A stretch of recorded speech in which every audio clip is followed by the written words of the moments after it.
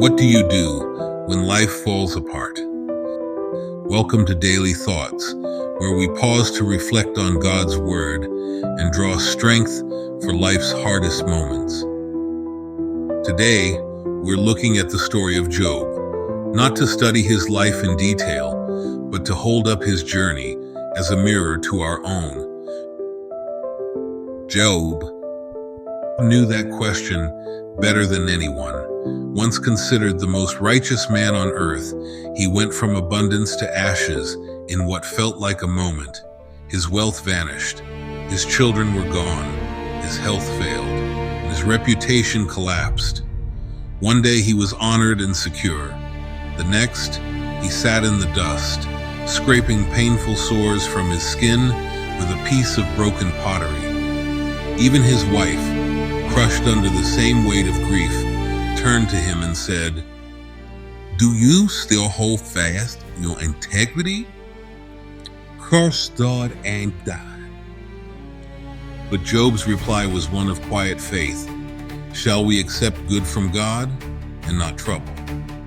Job's story forces us to face a difficult truth. Sometimes you can live wisely, do everything right, and everything can still fall apart. You can eat healthy and still get sick. You can drive safely and still end up in an accident. You can work hard and still lose your job. You can pray faithfully and still watch someone you love suffer and die. When tragedy comes, when life no longer makes sense, we're faced with a choice. We can look for someone to blame, or we can recognize something deeper, that God, the maker of heaven and earth, is all-wise and all-powerful.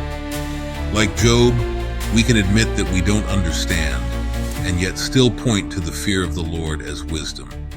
It's important to realize something most people miss about Job's story.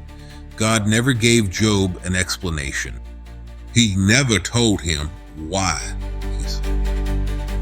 But God did give Job something better, his presence. The God of the universe owes no one an explanation. He owes us nothing, not even mercy. And yet, he gives mercy anyway, out of his gracious and loving will.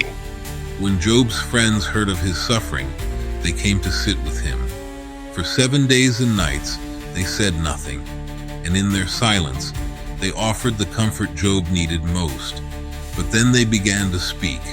They tried to explain his pain, blaming hidden sin, suggesting punishment, and offering answers that weren't theirs to give. It's a reminder for us.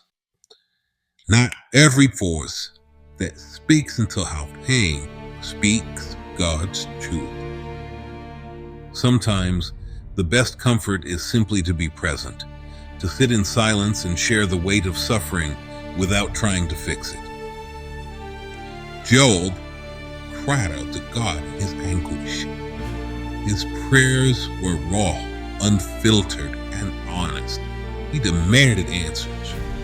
And finally, God spoke. But his response wasn't what Job expected. Instead of explanations, God gave Job a glimpse of his greatness. Where were you when I laid the foundations of the earth? Tell me if you understand. God's answer wasn't to diminish Job's pain, but to lift Job's perspective. He reminded him, and reminds us, that his wisdom reaches far beyond what we can comprehend. We see pieces of the picture. God sees the whole. Faith often means trusting without answers, resting in the truth that God's ways are higher than ours. In the end, God restored Job's fortunes, blessing the latter part of his life more than the former. But Job's greatest reward wasn't his wealth or even his health. It was his deeper knowledge of God. Job said, "My ears had heard of you, but now my eyes have seen you." The story of Job invites us to wrestle with mystery and to rest in trust. It doesn't promise us a painless life. It doesn't offer us all the answers we want. Instead, it points us to the God who holds all things together. even when they seem to be falling apart.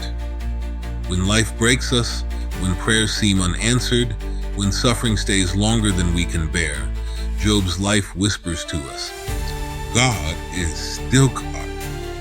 He is still wise. He is still good. And even when we can't see the reason, we can trust his heart. The fear of the Lord, that is wisdom, Job said. And to turn from evil is understanding.